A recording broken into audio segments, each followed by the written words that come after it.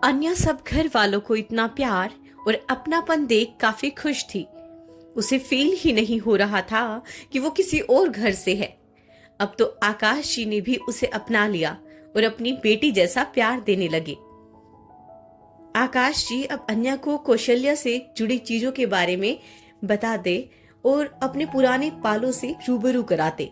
उसे वो हर जगह और चीज दिखाते जहां उनकी कौशल्या की यादें बसती हैं।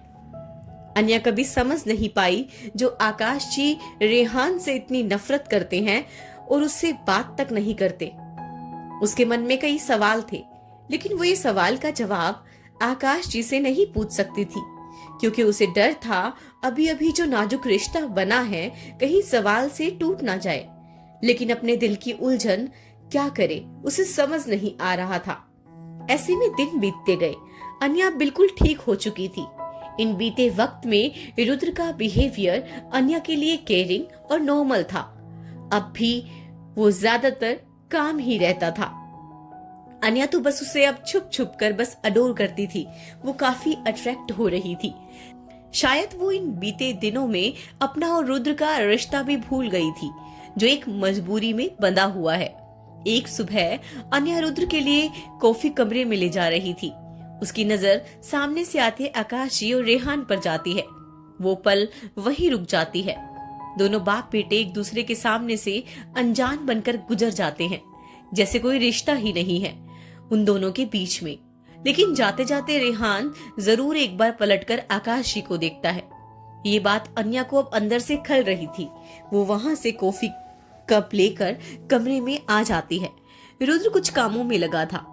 रुद्र बिना देखे अपना हाथ बढ़ाता है, लेकिन अन्या इस बात से बेखबर कॉफी टेबल पर रख देती है। ये देख रुद्र अपनी आंखें उठाकर अन्या को खोया हुआ चेहरा देखता है। वो उसे इतना खोया हुआ परेशान देख अपना लैपटॉप बंद कर उठते हुए कहता है, क्या हुआ, कोई परेशानी है तुम्हें? अन्या रुद्र की आवाज सुन उसकी तरफ मुड़ती हुई कहती है, नहीं कुछ नहीं। इतना बोल अन्या जाने को हुई कि रुद्र ने पीछे से उसका हाथ थाम उसे रोकता है। अन्या के शब्द उसके चेहरे से मैच नहीं कर रहे थे। ये देख रुद्र अपनी भौहें सिकोड़ते हुए कहता है, आर यू श्योर? अन्या दोबारा उसे देख सोचती है, क्या मैं इनसे ही डायरेक्टली पूछूं? आखिर क्या बात है रेहान और डैड के बीच में? नहीं अन्या ऐसा मत कर, अभी तो ठीक मूड में है, बाद में पता चले तेरे सवाल पूछने पर तेरे साथ ही क्या करें। इससे अच्छा है इनसे तो दूर ही रह। रुद्र फिर कुछ कहता, उससे पहले ही उसके फोन पर एक मैसेज आता है, जिसे देख रुद्र अन्या का हाथ छोड़ वहां से कुछ साइड होता है और उस मैसेज को पढ़ उसके फेस पर एक डेविल एक्सप्रेशंस आ जाते हैं। फिर वो जल्दी से रियलाइज कर जल्दी से अपना फोन पॉकेट में रख वापस से सोफे पर बैठ लैपटॉप ऑन करते हुए कहता है, सुनो, कल सुबह हमें निकलना है 2 दिनों के लिए, तो उस हिसाब से तुम अपनी पैकिंग कर लेना। रुद्र के ऐसे कहने पर अन्या ज्यादा ध्यान न देते हुए कहती है, ठीक है मैं आपकी पैकिंग कर दूंगी। इतना बोल अन्या जैसे जाने को हुई कि रुद्र अपने वैसे ही बैठे बैठे उसका हाथ पकड़ अपनी गोदी में बैठा लेता है। ये देख अन्या अपनी आंखें बड़ी बड़ी कर रुद्र को देखने लगती है।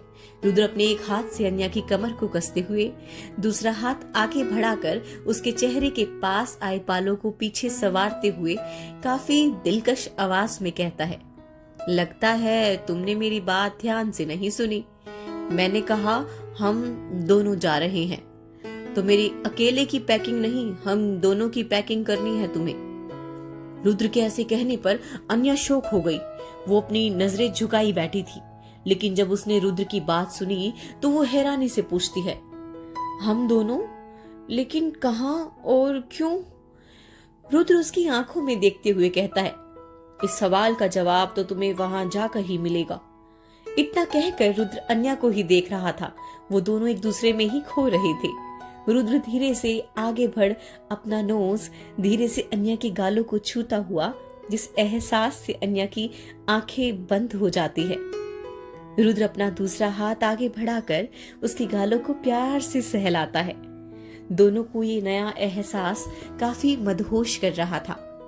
लेकिन तभी उनके कमरे के दरवाजा झट से खुलता है और रेहान थरथराते हुए अंदर आते हुए कहता है, यार भाई मुझे। वो इतना ही बोलते हुए रुक जाता है क्योंकि उसकी नजर रुद्र से मिलती है जो उसे घूर रहा था और अन्या ठीक उसके बगल में अपनी नजरें झुकाए खड़ी थी। अन्या ने जैसे ही दरवाजा खुलने की आवाज सुनी तो उसने जल्दी से रुद्र के कंधे को धक्का देकर खड़ी हो गई। रुद्र भी इस बात के लिए प्रिपेयर नहीं था, इसलिए उसकी पकड़ अन्या पर ढीली पड़ गई। अन्या के चेहरे पर कुछ शर्म, लेकिन रुद्र के चेहरे पर रेहान के लिए गुस्सा था। रुद्र और अन्या को एक नजर देख रेहान अटकते हुए कहता है, आई थिंक मैं गलत वक्त पर आ गया, मैं चलता हूँ भाई। इतना बोल वो जैसे ही मुड़ता है कि एक नौकर आकर अन्या से कहता है, मैम आपको दादाजी बुला रहे हैं। अन्या को ये अच्छा मौका दिखता है, इसलिए वो झट से हाँ में सर हिलाते हुए जल्दी से वहां से निकल जाती है। रेहान भी माहौल में ठंडी हवा महसूस कर जल्द से कहता है, मुझे भी चलना चाहिए। इतना बोल वो जैसे ही जाने को हुआ कि पीछे से रुद्र की कड़क आवाज आती है, रेहान वही रुक जाओ। रेहान समझ जाता है कि आज उसकी इशामत है, इसलिए वो जल्दी से पीछे मुड़ अपना बतीसी दिखाते हुए कहता है, हाँ भाई आपने मुझे बुलाया। रुद्र उसे घूरते हुए कहता है, उसकी जरूरत नहीं पड़ती। फिर लैपटॉप को बंद कर कोट उठाते हुए उसके पास आकर कहता है, कल से 2 दिन तक ऑफिस तुम्हें संभालना है और इस बार ध्यान रखना कोई गलती और कोई बहाना नहीं चलेगा। ये सुन तो रेहान शौक हो गया। वो हड़बड़ाते हुए कहता है, भाई ऑफिस में कैसे, प्लीज भाई। वो इतना ही बोलता है कि रुद्र उसे घूरते हुए कहता है, कॉलेज 1 हफ्ते के लिए बंद है, इसलिए बहाना बनाने की कोशिश मत करना। वक्त पर कल से ऑफिस पहुंच जाना, समझे। इतना बोल रुद्र वहां से निकल जाता है। वहीं रेहान अपना सर पकड़कर जमीन पर बैठ जाता है। आज तक रुद्र ने उसे काफी बार ऑफिस जाने को कहा, लेकिन आज तक ऐसे धमकी भरे लहजे में नहीं कहा। अब रेहान को यहाँ आने के लिए पछतावा हो रहा था कि आखिर वो आया क्यों। उसका तो अब रोने का मन कर रहा था। आखिर उसने खुद को ही आ बैल मुझे मार वाली कहावत को सच कर लिया। वहीं अन्या दिग्विजय जी के कमरे में उन्हें मेडिसिन देते हुए कहती है, क्या हुआ दादाजी, आज आप क्लब नहीं जा रहे? आपको तो वहाँ जाना अच्छा लगता था।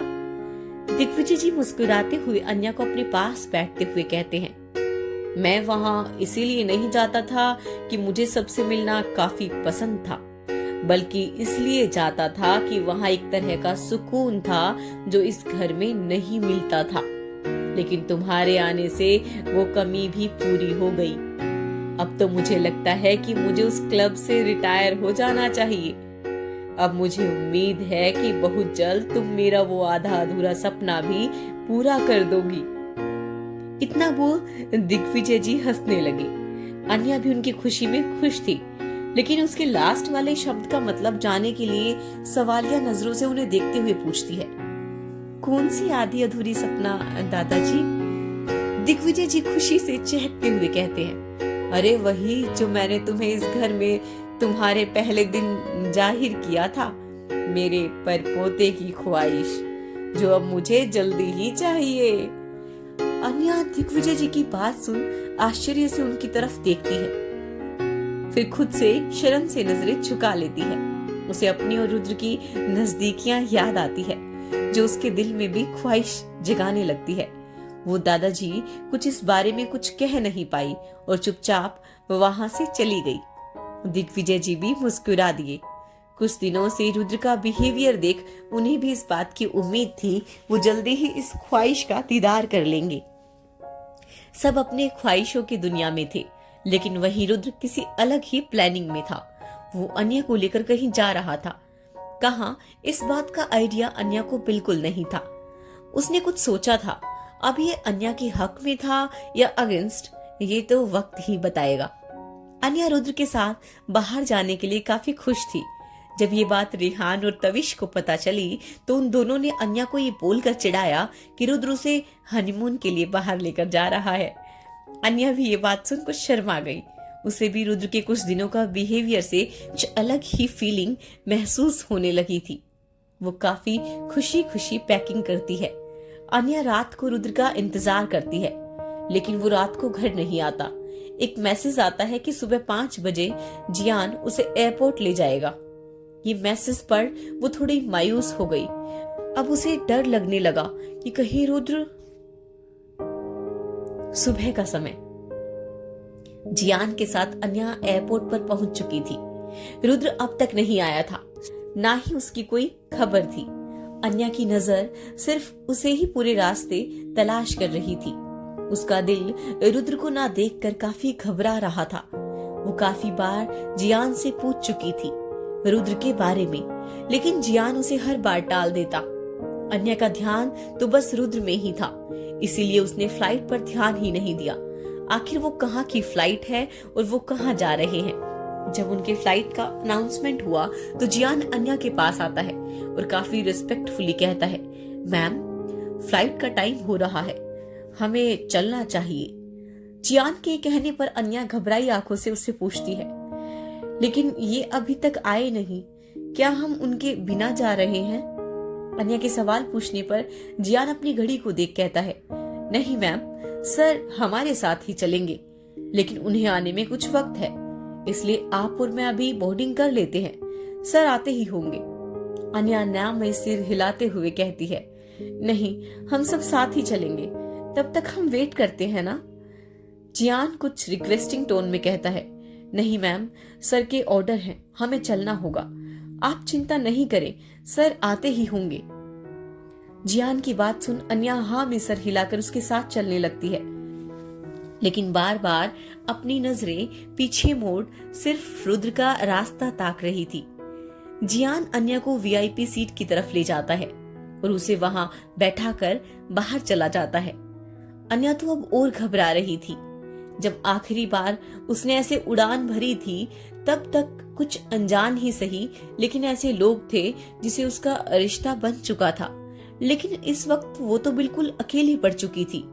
वो बार बार रास्ते को ताक रही थी, आखिर रुद्र कब तक आएगा। अन्या अपनी नजर चारों तरफ घुमाती है। वो उस वीआईपी एरिया में बिल्कुल अकेली थी, सारे शीट्स बिल्कुल खाली थे। रुद्र ने सारे शीट्स बुक कर दी थी, जिस बात की अभी अन्या को खबर नहीं थी। अन्या का दिल अब काफी घबरा गया। वो जैसे ही उठती है, एयर होस्टेस अन्या को शीट बेल्ट लगाने को कहती है, जिसकी वजह से अब अन्या कहीं नहीं जा सकती थी। अन्या को काफी अजीब लग रहा था। उसे लग रहा था रुद्र उससे ऐसे ही बीच रास्ते में छोड़ देगा। ये सब सोचकर अन्या की आंखों में आंसू आने लगे। फ्लाइट अब टेक ऑफ होने वाली थी और उसी के साथ अन्या की उम्मीद और हिम्मत भी टूट रही थी। एक बार फिर रुद्र ने उसका साथ छोड़ दिया, लेकिन तभी कोई अन्या के बगल वाली सीट पर आकर बैठता है और अपनी सीट बेल्ट लगाता है। अन्या को जैसे ही एहसास होता है कि कोई उसके बगल में है, वो झट से अपनी भीगी पलकें उठाकर अपने बगल में देखती है। वो कोई और नहीं, रुद्र था। ये देख अन्या जल्दी से आगे बढ़ उसके गले लग जाती है। अन्या के ऐसे सडनली हक करने पर रुद्र तो हैरान रह जाता है। उसे एक झटका लगता है। उसके हाथ भी कुछ पल सोचने के बाद वो भी अन्या से लिपट जाता है। रुद्र अन्या के ऐसे करीब होने का एहसास फील कर काफी रिलैक्स फील कर रहा था। फ्लाइट टेक ऑफ हो जाती है। अन्या और रुद्र एक दूसरे की बाहों में सुकून से लिपटे थे, लेकिन तभी रुद्र को अन्या की सिसकियों की आवाज आती है, जिसे सुन वो काफी घबरा जाता है। उसे समझ नहीं आता कि अब वो क्या करे। वो जैसे ही अन्या को खुद से दूर करने की कोशिश करता है, अन्या और कसकर उससे लिपट कर रोते हुए कहती है, कहाँ चले गए थे आप? कितनी देर लगा दी। मुझे लगा आपने फिर मुझे छोड़ दिया अकेला। अगर आना ही था तो साथ में आते ना। मुझे ऐसे अकेला क्यों छोड़ा? पता है मैं कितनी डर गई थी। आपको मेरी कोई कद्र नहीं, मेरी फीलिंग्स की। सच कहते हैं सब, आप बिल्कुल पत्थर हैं। ऐसे कोई अपनी वाइफ को अकेला छोड़ देता है? आप बहुत बुरे हैं, बहुत ज्यादा। मैं अब आपसे बिल्कुल बात नहीं करूंगी, बिल्कुल भी नहीं। अन्या की शिकायत सुन रुद्र को जरा भी बुरा या गुस्सा नहीं आया, बल्कि उसे काफी अच्छा लग रहा था। उसने कभी नहीं सोचा था ऐसे बच्चों वाली शिकायत उसे इतनी खुशी देगी। वो बिना कुछ कहे बस अन्या को अपनी बाहों में लपेट रखा था। उसके भावहीन चेहरे पर आज छोटी सी ही सही लेकिन मुस्कान थी। उसे आज काफी अच्छा लग रहा था। कुछ देर यूं ही रहने पर अन्या को एहसास होता है कि वो कब से रुद्र से ऐसे ही लिपटी है और बच्चों जैसी शिकायत कर रही थी। ये सब सोचकर अन्या को अब खुद पर शर्म आने लगी, पर वो जैसे ही अलग होने को हटती है, रुद्र ने झटके से उसका सीट बेल्ट खोल अपनी गोद में खींच लिया। अन्या तो एकदम से उसे देखती रही। रुद्र प्यार से उसकी आंखों में बचे आंसू पोंछता है। मुझे नहीं पता था कि तुम कुछ देर में इतना डर जाओगी। अगर पता होता तो कभी अकेला नहीं छोड़ता। रुद्र का अन्या ये सवाल सुन कुछ नहीं कहती और उसकी गोद से उठने को होती है कि रुद्र अपनी पकड़ उसकी कमर पर कसते हुए उसका सर अपने सीने से लगाते हुए कहता है, अब हिलना मत, अगर हिली तो मैं वापस चला जाऊंगा। रुद्र के ऐसे कहने पर अन्या वापस से डर जाती है और कसकर उसकी शर्ट पकड़कर अपनी आंखें बंद कर लेती है। बेचारी अन्या इतनी डर गई थी कि उसे रुद्र की ये बचकानी बातें भी सच लग रही थी। उसने तो ये भी ध्यान नहीं दिया कि आसमान में उड़ते फ्लाइट में रुद्र उसे कैसे छोड़कर जा सकता है। रुद्र तो अन्या की इस हरकत पर मुस्कुराए बिना रह नहीं पाया। उसने भी कसकर उसे बाहों में जकड़ लिया। अन्या तो पल भर में ही सो गई, क्योंकि कल रात से वो सो नहीं पाई थी। एक पल भी उसे चैन नहीं मिला था, लेकिन अब वो रुद्र के सीने से लग काफी सुकून की नींद सो चुकी थी। रुद्र को काफी अच्छा लग रहा था। ऐसे ही पलों को सुकून से जीने के लिए तो रुद्र ने पूरा वीआईपी कैबिन बुक कराया था। उसे अब कोई डिस्टर्ब नहीं करेगा। रुद्र अपना सर नीचे कर अन्या के सोए हुए उस मासूम चेहरे को देखने लगा। आखिर क्या कशिश थी अन्या में जो उसे देखने भर से रुद्र को सारी परेशानी सुकून के एहसास में बदल जाती थी। वो अभी तक कुछ समझ तो नहीं पाया, सिवाय इतना कि वो इस सुकून को अपनी जिंदगी में हमेशा के लिए चाहता है और उसे चाहने से पहले कुछ ऐसे काम भी करने हैं जिसके लिए वो अन्या को अपने साथ ले जा रहा है। रुद्र काफी देर अन्या को यूं ही देखता रहा। कुछ एक घंटे के बाद एक एयर होस्टेस आती है और धीरे से रुद्र को फ्लाइट लैंड होने का इशारा करती है। रुद्र का अन्या को उठाने का मन नहीं होता, इसीलिए वो उसे वैसे ही अपनी बाहों में रखता है। फ्लाइट लैंड हो चुकी थी। अन्या इस बात से बेखबर आराम से सो रही थी। रुद्र भी बिना आवाज किए अन्या को अपनी बाहों में लेता है और वीआईपी एरिया से होते हुए अन्या को लेकर कार में बैठ जाता है। कार कुछ ही पलों में एक बड़े से 7 स्टार होटल के आगे रुकती है। अन्या अब भी सो रही थी। रुद्र उसे वैसे ही बाहों में लिए होटल के टॉप फ्लोर पर एक वीआईपी सूट में ले जाता है और काफी आराम से उसके बेड पर सुला देता है। वो जैसे ही अलग होने वाला था कि उसकी नजर अन्या के हाथ पर पड़ती है, जो अब तक रुद्र के शर्ट को कसकर पकड़ा हुआ था। ये रुद्र के चेहरे पर एक दिलकश मुस्कान छोड़ जाती है, जो रेयरली किसी ने आज तक नहीं देखी। वो एक बार अन्या के माथे पर अपना हाथ फेर उसके माथे को चूम कर कहता है, वैसे तुम्हें छोड़कर जाने का मन तो नहीं है वाइफी, लेकिन जाना पड़ेगा। लेकिन वादा, तुम्हारी आंख खुलने से पहले तुम्हारे पास आ जाऊंगा। इतना कहकर रुद्र एक बार फिर अन्या के माथे को छूकर उसे आराम से ब्लैंकेट उड़ाकर वहां से चला जाता है। रुद्र जियान को कुछ इशारा करता है। जियान हाँ में सर हिलाते हुए रुद्र को एक कमरे की ओर इशारा करता है। रुद्र भी हाँ में सर हिलाते हुए वहां से उस कमरे में जाता है। करीब 2 घंटे के बाद अन्या की नींद खुलती है। वो अपनी आंखें सुकून से मसलते हुए एक सुकून भरी मुस्कान बिखेरते हुए आंखें खोलती है, पर जैसे ही उसकी नजर ऊपर सीलिंग पर जाती है वो हड़बड़ाते हुए उठ जाती है। वो अपने आसपास एक बार नजर घुमाती है। ये जगह अन्या के लिए काफी न्यू सी थी। दिखने में काफी खूबसूरत कमरा था, लेकिन अन्या के लिए अनजान था। अन्या खुद को बड़े से बेड पर देख काफी हैरान थी, क्योंकि उसे जब तक याद था वो तो रुद्र के बाहों में सो रही थी, तो फिर यहाँ कैसे? रुद्र का ध्यान आते ही अन्या उचक जाती है। आखिर रुद्र उसे वापस छोड़ कहाँ चला गया? वो हड़बड़ाते हुए उठती है और बाहर जाने वाली होती है कि कमरे के वॉशरूम का दरवाजा खुलता है। अन्या पलट कर देखती है तो रुद्र अभी अभी शावर लेकर आ रहा था। अन्या झट से आगे बढ़ एक बार फिर उसके गले लग जाती है। एक पल रुद्र भी उचक जाता है, लेकिन अन्या को देख वो शांत सा कुछ पल खड़ा रहकर एक शरारत भरे लहजे में कहता है, या तो मैं काफी हैंडसम हो गया हूँ कि तुम मुझे बार बार गले लगाने का बहाना ढूंढ रही हो, या मैंने तुम्हें कुछ ज्यादा ही छूट दे रखी है। रुद्र की बात सुन अन्या हड़बड़ाते हुए उससे अलग होती है। अन्या की इतनी हिम्मत भी नहीं होती कि वो रुद्र से नजरें मिला सके। वो कहती है, नहीं वो मैं वो आगे कहती, उससे पहले रुद्र अपने गीले बालों को झटकाते हुए कहता है, तुम्हारा नहीं मैं का राग मैं बाद में सुन लूंगा। अभी तुम फ्रेश हो जाओ, लंच पर मैं तुम्हारा वेट कर रहा हूँ। इतना बोल रुद्र वहां से अपने कपड़े लेने चेंजिंग रूम में चला गया। अन्या भी खुद की हरकतों पर झेपते हुए अपना चेहरा खुद के हाथों में छुपाते हुए वॉशरूम में चली जाती है। अब तो उसे सच में खुद पर शर्म आ रही थी। कुछ देर बाद अन्या भी शावर लेकर बाथरूम पहने बाहर आती है। वो जैसे ही आती है, टेबल पर कॉफी मग पकड़े अपने फोन में ध्यान लगाए रुद्र पर जाती है। वो इस वक्त अन्या को इतना अट्रैक्टिव लग रहा था कि अन्या उसे देखने से खुद को रोक नहीं पा रही थी।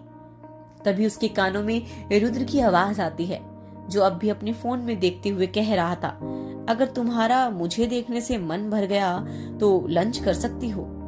रुद्र की बात सुन अन्या काफी ज्यादा एम्बेरस फील करती है। उसे समझ नहीं आ रहा था कि फोन में देखते इंसान को कैसे पता चला कि वो उसे अडोर कर रही थी। वो अपने मन में कहती है, सच कहते हैं सब, ये अकड़ू राय चौहान की 2 आंख नहीं 10-10 आंखें हैं, कहीं से कुछ भी देख लेता है। अन्या हड़बड़ाते हुए जल्दी से उसके पास आती है और चेयर पर बैठ नजरें झुकाकर चुपचाप नाश्ता करने लगी। रुद्र अपनी कॉफी का सिप लेते हुए बस अन्या को ही देख रहा था। वो अपनी कॉफी खत्म कर उठते हुए कहता है, शाम को हमें कहीं जाना है। फिर सामने रखे 2-3 पैकेट की ओर इशारा करते हुए कहता है, पैकेट, मैं तुम्हारे लिए शाम के लिए कपड़े लाया हूँ। कुछ मिनट में तुम्हारी हेल्प करने के लिए एक हेल्पर आ जाएगी, वो तुम्हें रेडी कर देगी। इतना बोल रुद्र जैसे जाने लगा। अन्या तुरंत खड़ी होकर पूछती है, लेकिन जाना कहाँ है? रुद्र उसकी आंखों में देख कहता है, वो शाम को पता चल जाएगा। इतना बोल रुद्र वहां से चला जाता है और अन्या अपनी सोच में डूब जाती है। आखिर रुद्र उसे यहाँ क्यों लाया और वो उसे कहाँ ले जाना चाहता है? सवाल तो काफी थे अन्या के दिल में, लेकिन जवाब सिर्फ शाम होने पर मिलेगा। वक्त तो अब अन्या की बेसब्री बढ़ने लगी थी। रुद्र के जाने के बाद अन्या अब तक अपनी सोच में ही डूबे उस पैकेट की तरफ बढ़ जाती है। उस पैकेट को खोल जब वो देखती है तो हैरान रह जाती है। उसमें एक लाल रंग की काफी खूबसूरत साड़ी थी। देखने से ही साफ पता चल रहा था कि वो कोई आम साड़ी नहीं है, काफी महंगी है। अन्या साड़ी को देखकर शाम के लिए काफी एक्साइटेड फील कर रही थी। आखिर आज पहली बार रुद्र उसे कहीं अपने साथ ले जा रहा था। अन्या दूसरा भी पैकेट खोल देखती है। उसमें साड़ी से मैचिंग काफी हैवी कुंदन का सेट था, चूड़ियां, सैंडल और भी काफी कुछ था, सब एक से बढ़कर एक। तभी वहां एक हेल्पर आती है और अन्या के आगे सर झुकाकर उसे ग्रीट करते हुए कहती है, हेलो मैम, सर ने मुझे आपको तैयार करने के लिए भेजा है। अन्या उसकी बात सुन हाँ में सर हिलाती है और उस हेल्पर की हेल्प से अन्या ने जल्दी ही साड़ी पहन ली। उसने ही अन्या का मेकअप और हेयर किया। करीब 2 घंटे में अन्या पूरी तरह से तैयार हो चुकी थी। उसने जब खुद को मिरर में देखा तो वो लग ही नहीं रही थी, काफी अलग लग रही थी।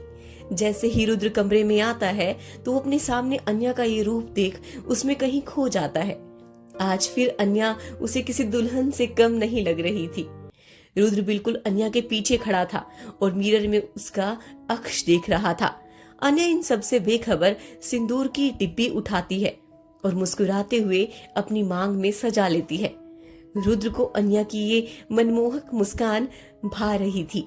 उसका दिल तो अब अन्या को बाहों में भरने की चाहत जगा रहा था, लेकिन अभी उसे कहीं जाना था।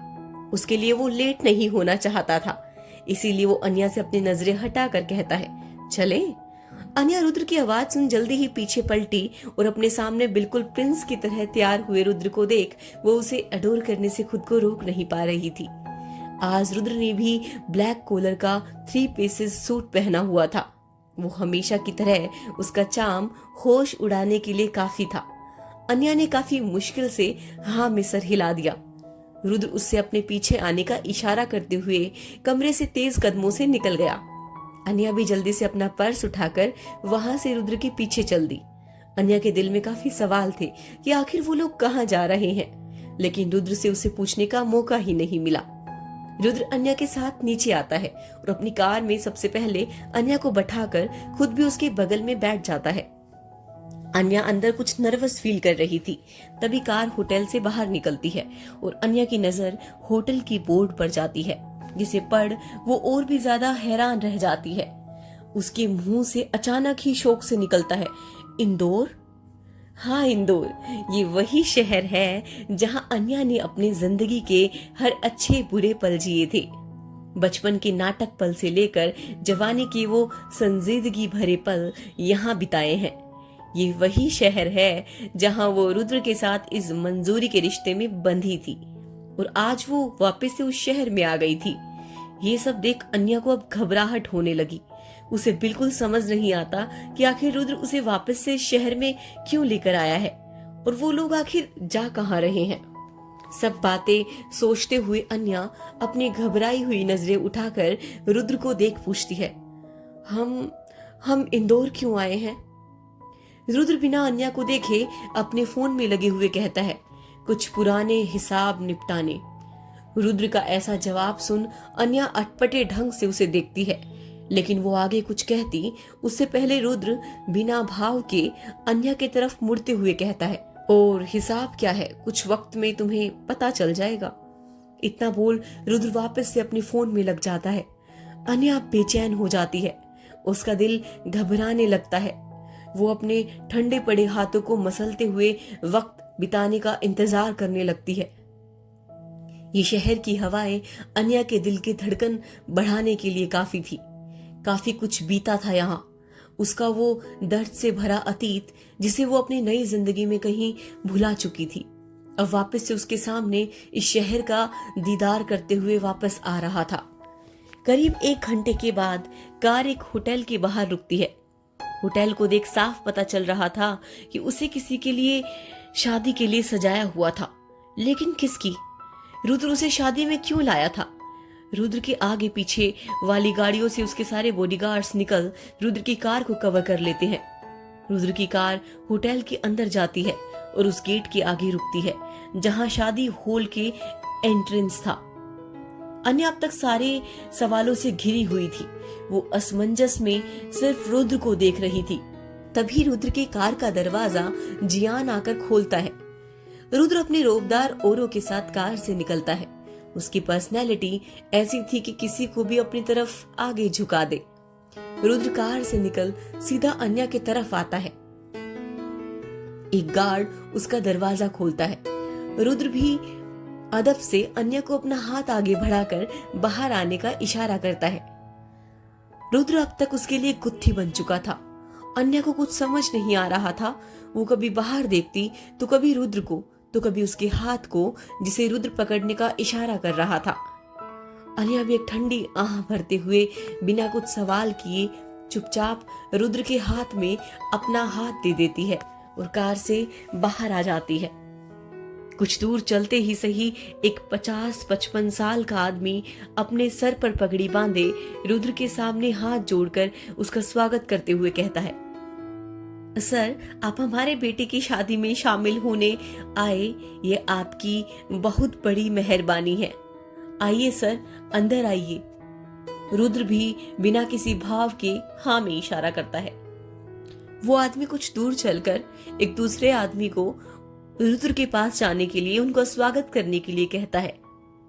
लड़के का बाप, जिसने अभी अभी रुद्र का स्वागत किया था, वो उन्हें काफी आदर सत्कार के साथ आगे वाली सीट पर बैठाता है।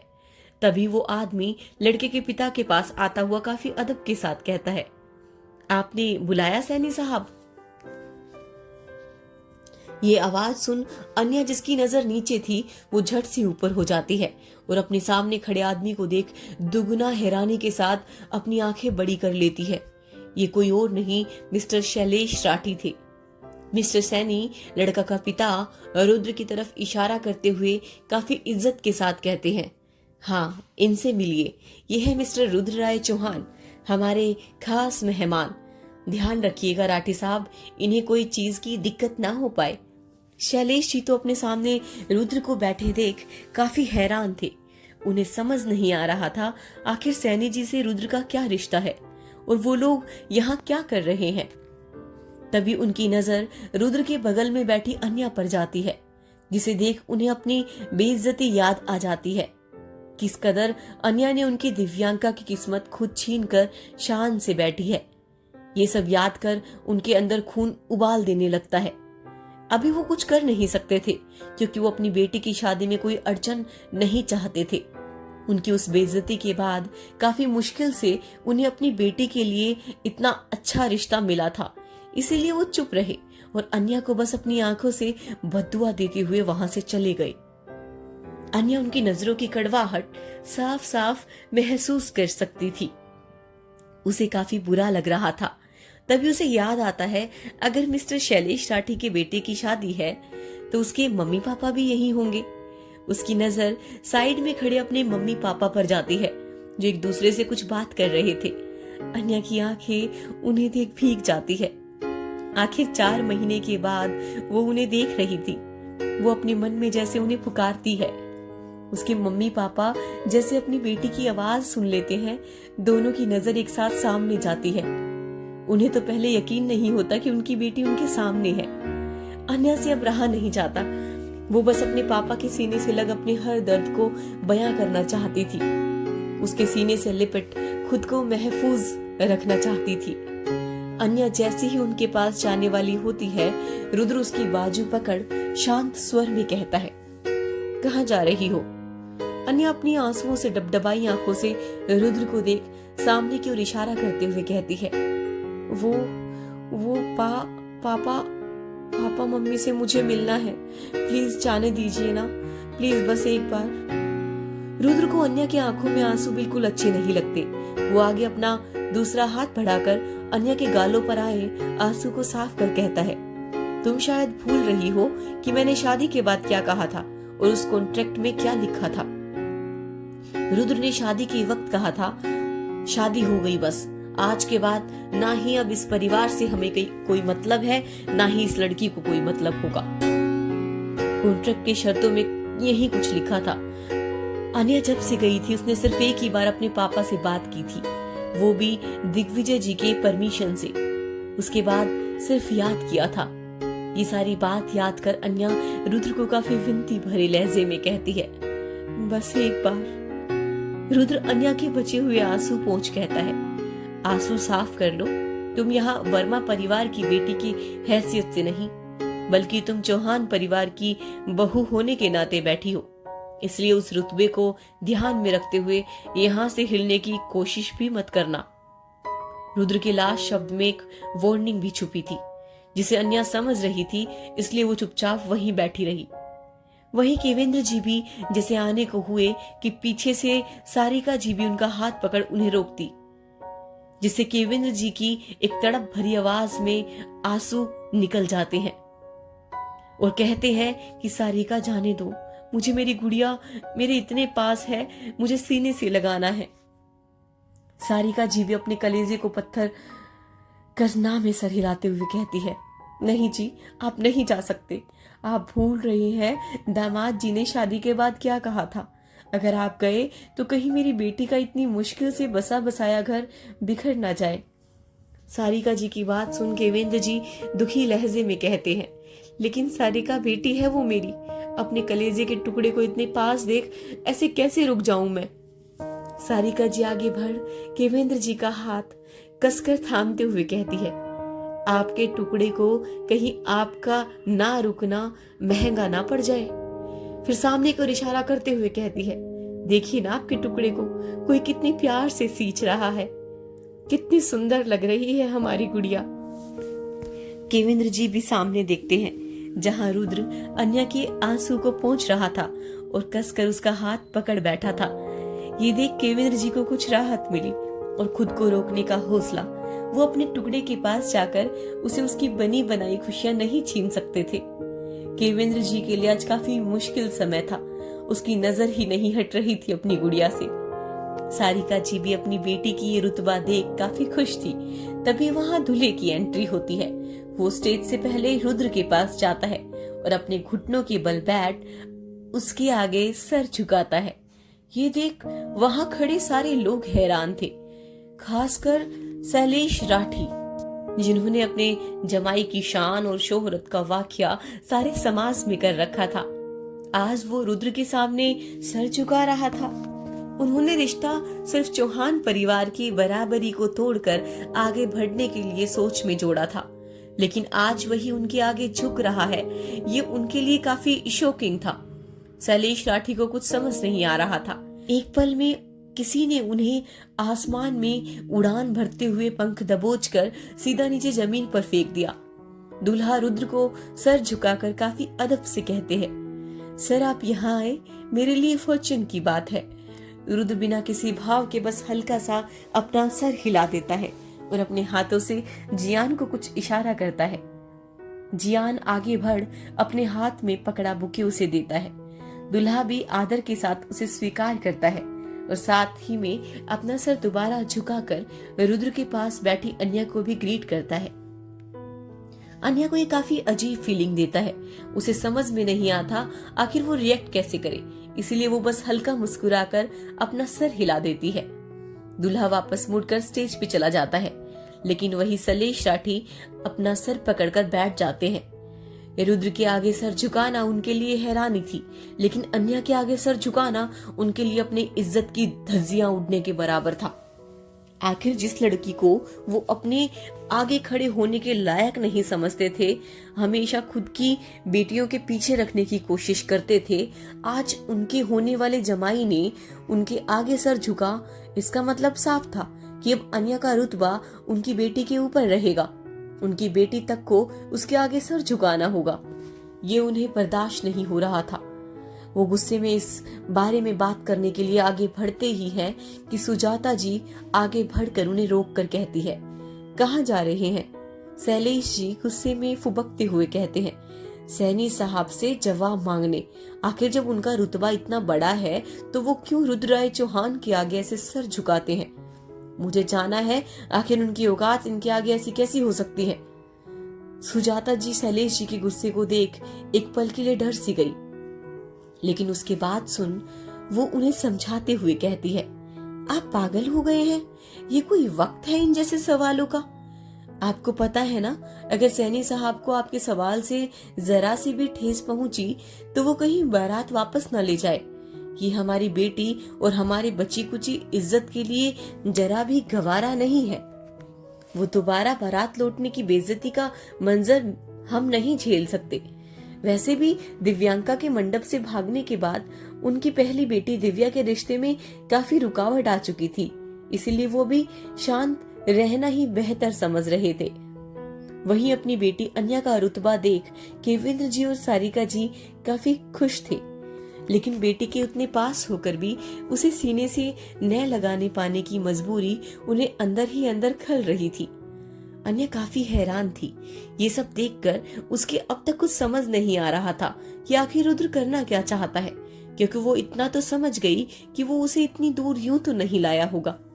वो बार बार उसके चेहरे को देख रही थी, जो भावहीन के साथ काफी शांत था, लेकिन उसकी आंखें कभी कुछ अलग ही बयां कर रही थी।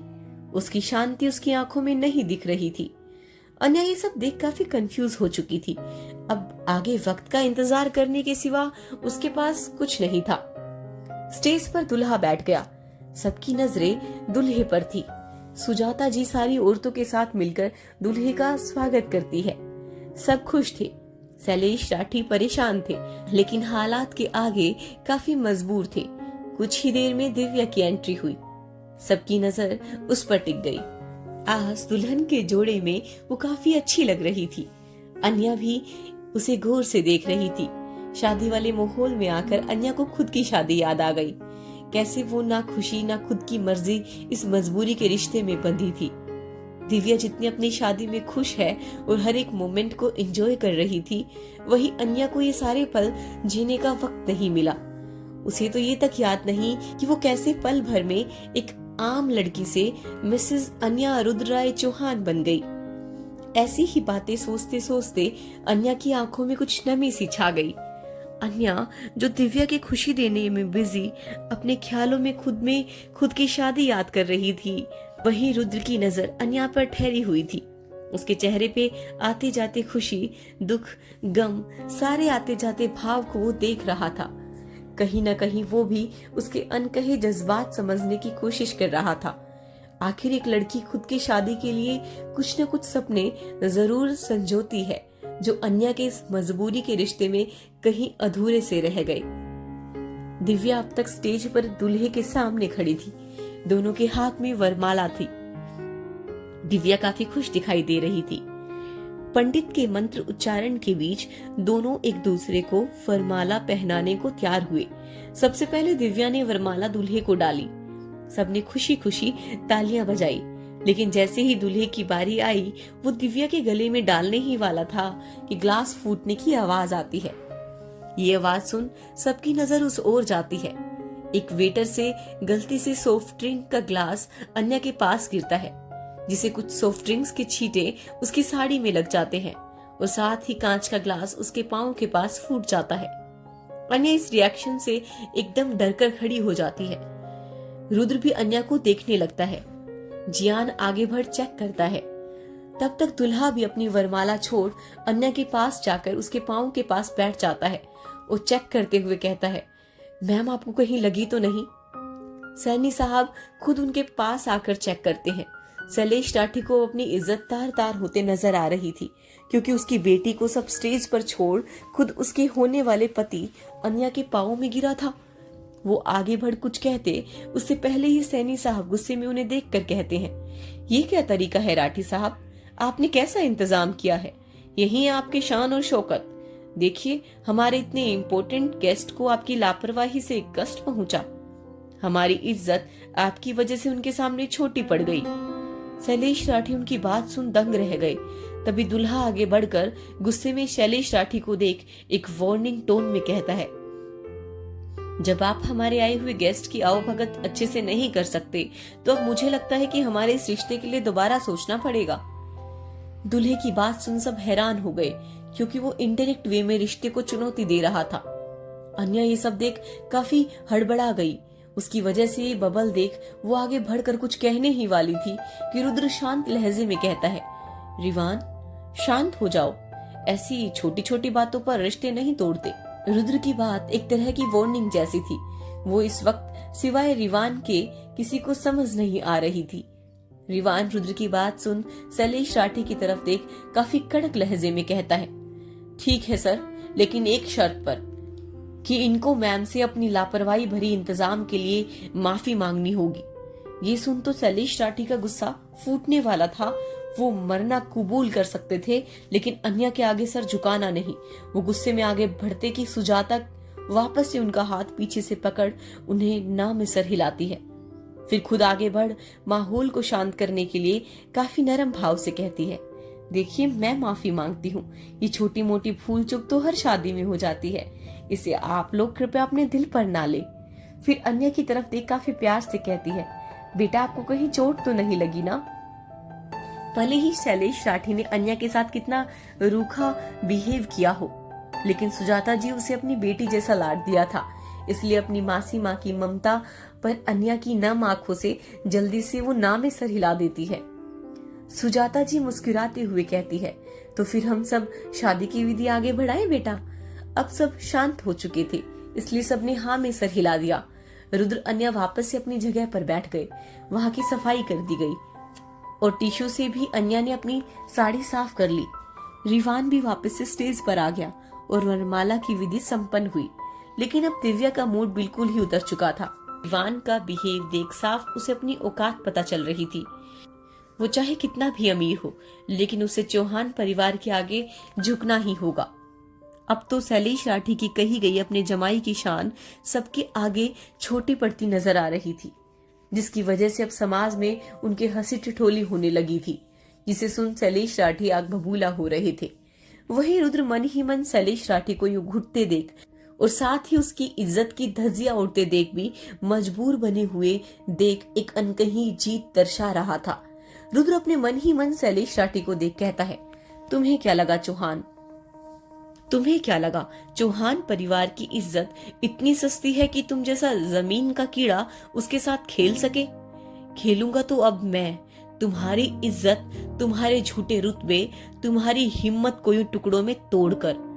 इतना सोच रुद्र के चेहरे पर एक रहस्यमय मुस्कान छा जाती है। वो अपने सामने बैठे रिवान को कुछ इशारा करता है, जिसके बाद रिवान एक नजर घड़ी में देख हाँ में सर हिलाता है। रुद्र अपने हाथों के 2 उंगली से जियान को कुछ इशारा करता है, जिसे भांपकर जियान भी वहां से चला जाता है। अब वरमाला का फंक्शन लगभग खत्म हो चुका था। अब दूल्हा दुल्हन को शादी के लिए जाना था, लेकिन तभी वहां की लाइट अचानक गायब हो जाती है। चारों तरफ अंधकार छा जाता है और एक सीधी फ्लैश लाइट की रोशनी रिवान के साइड बने पर्दे पर दिखाई देती है, जो सबको और भी ज्यादा हैरान कर देती है।